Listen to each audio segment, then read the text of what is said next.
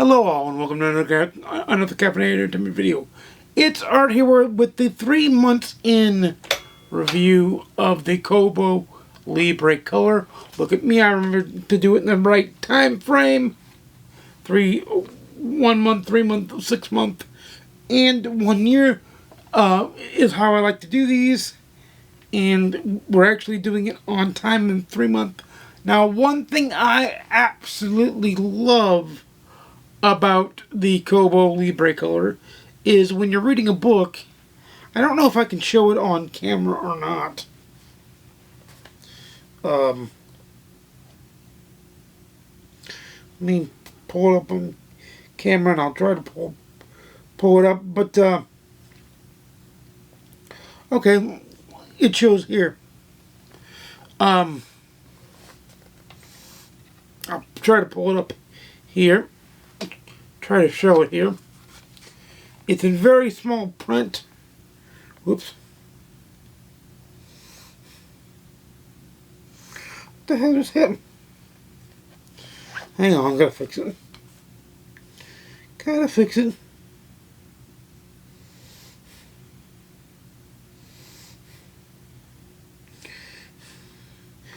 This is one of the flaws that I don't like because it has different there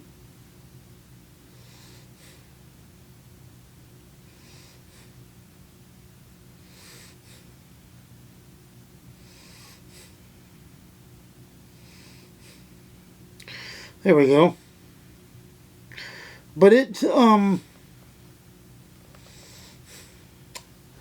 has at the very top the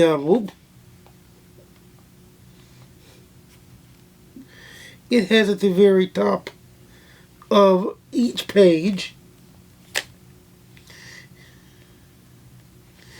how many pages are in each chapter. It has that at the very top of each page. I don't know if you guys, I'll try to even scoot closer to the camera to show you, but I don't know if you guys can see it. It's got a chapter, how many pages are in each chapter.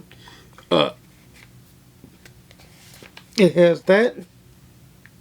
It is pretty much, what's the best way I can describe this? It is pretty much, very much like its Kindle competitors, its Kindle competition, in that it has a robust ebook store. Now, not as robust as Amazon's ebook store because they've kind of hammered the market home. But it has a robust ebook store. It even has a Kindle Unlimited competitor called Kobo Plus. I actually belong to both Kobo Plus and Kindle Unlimited because I'm trying them out and seeing if they're worth it. Now, I do think the wider breadth of titles on Kindle Unlimited is much more diverse. It's much better. But for what Kobo Plus is, because it is cheaper than Kindle Unlimited, it is $9.99 compared to Kindle Unlimited's $11.99. So it's $2 cheaper, and it still has a markedly good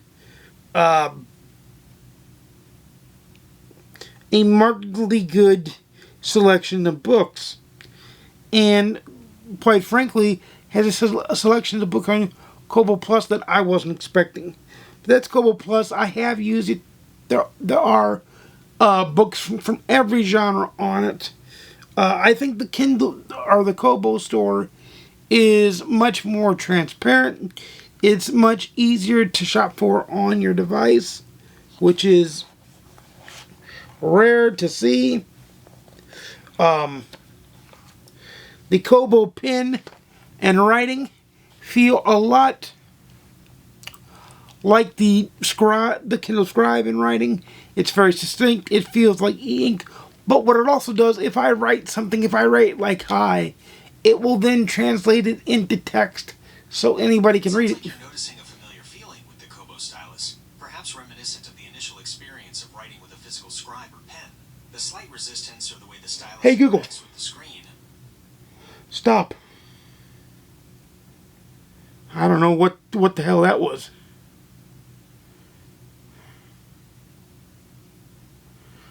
But it was very, very, it's very, very, it feels like a pencil and the top is an eraser. And I like how, in the case that I got, which Kobo offers, there is a slot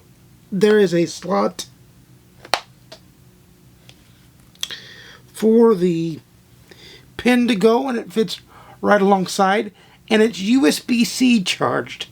So it's charged USB-C. Now, the Kindle Scribe pen does not need to be charged. However, the tips need to be changed. I don't think the tips need to be changed on the Kobo Libre Color. At least I haven't experienced it yet. And they seem to work pretty much flawlessly and good. The reading experience for me on the Kobo Libre Color is, there's some pluses and there's some minuses. The screen's not as big as a Kindle e-reader, but there are page turn buttons, which means I don't have to clean the screen as much because my fingerprints don't get all over the screen. And I have oily fingerprints, so that does matter to me, and that does affect things for me. It just does. But I like its form factor. I like that it's light. I like that the power button's in the back. I just like the... And I like the Kobo points because you earn so many Kobo points and you can get books for free. It's better in my mind than Kindle Rewards, because Kindle Rewards is only 300 points, gets you $3 off a book. It doesn't buy you a book for free. It gets you a $3 discount per every 300 points. That's Kindle Rewards. I have Kindle Rewards. Kindle Rewards is decent. Kobo Rewards is better because you earn so many points per purchase, and then after so many points, you can get a book for absolutely free with your Kobo points. Now, it's not free because you bought enough books, but that book doesn't cost you anything because you paid for it in points. So in that way, it's free. But it's free like if I was to say, buy 10 books, get the 11th free. Well, you already bought 10 books, so me losing money on the 11th isn't very much because you're going to buy another 10 books so you can get another 11th book free. It's that kind of thing, but it is a nice perk for Kobo readers.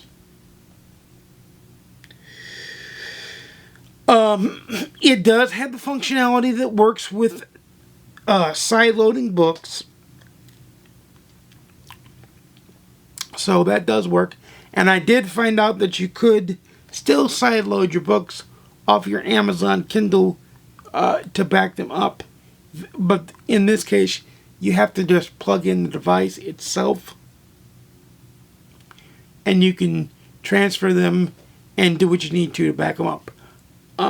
From there, it's a very, very solid e-reader experience. Now, which one would I go with? Because both have proprietary software on their Kindles or on their e-readers. The Kindle has Mobi or AWZ3, depending on how old your book is. And the Kobo has a special form of EPUB that only the Kobos can read. So they both have proprietary ebook software that makes them kind of level in that respect. Thanks to my job, I get to dabble in both sides of the coin, so I'm thankful for that. But what would I tell a standard person that just wants to get their first e-reader? Would I tell them to get a Kobo Libre Color? Would I tell them to get a Kindle? Well, the sheer volume of Kindles out there, it's more likely that there's a Kindle that will fit their needs. However, if they want the best color e-ink tablet e-reader on the market, then the Kobo Libre Color is it, because there are some flaws with the Kindle Color Soft. Kindle does have the Kindle Color Soft that is the direct competitor, but this Kobo Libre Color is an amalgamation of the Kindle Scribe and the Kindle Color Soft. And the fact that they can put basically 2 devices worth of features into this one small device with a handy dandy waking case, that is just fun. It's amazing. It's good. It is top notch. And the Kobo Libre, the Kobo devices, the Libre Color in my case, tracks my reading, tracks how many hours I read on the device, how many books I've done, how many books in my library I've still yet to read. It gives me a lot of reading data, so that in June, when we do the mid-year goal check-in video for reading, I'm going to have a lot more data to bring to you via this little handy-dandy device, which to me is awesome. This device, I believe, is either $2.99 or $3.99, depending on if it's on sale.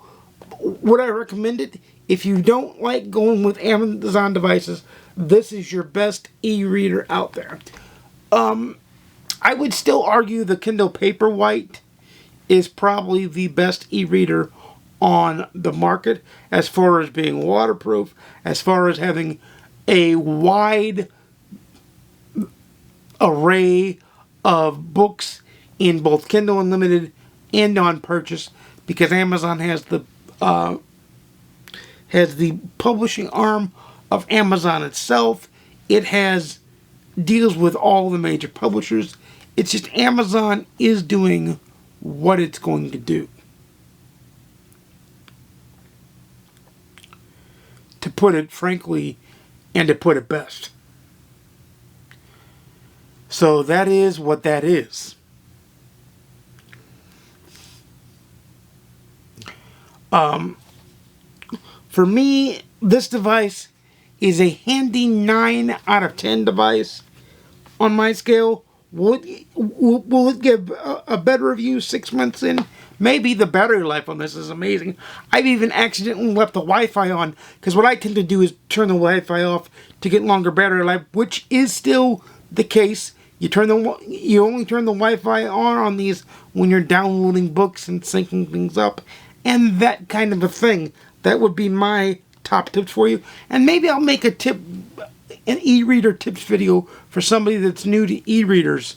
I'll make an e-reader tip video that can work across both Kindle and Kobo e-readers.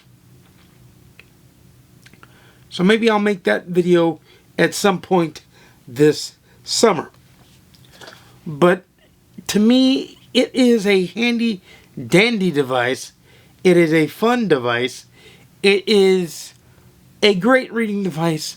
And I even, to me, the screen is crisper on the Kobo. There's more font nuances with the Kobo, in so much as I can shrink it if I need to. I can enlarge it on the fly. I can change brightness on the fly. It's kind of a comfortable, flowing amalgamation of features. If I was to make a comparison, the Amazon Kindles are your Apple devices. These are your Android devices. They're both comparable. They're both good. It's just which is your cup of tea. If you would like to know some stuff down below for the 6-month review, or if you need to know an answer right away, leave that in the comments down below. I will try to get to it and answer it. But for me, it's a 9 out of 10 device. I would say the worst, some of the bad features are the charge port is on the side, so I don't know how waterproof this device is. The charge port's right here. also, you can touch the screen the wrong way and you lose your font setting because it either goes smaller or larger. Then you gotta mess with it for a few minutes to get your font exactly where you need it to be. So that's why, for me, it's a 9 out of 10. But if Kindle wasn't, or let's say Amazon closed up shop and stopped making Kindles and stopped serving Kindle books, and this was the only option, then we would all survive and live quite comfortably, because the Kobo line of e-readers is just magnificent in the way they do things. But guys,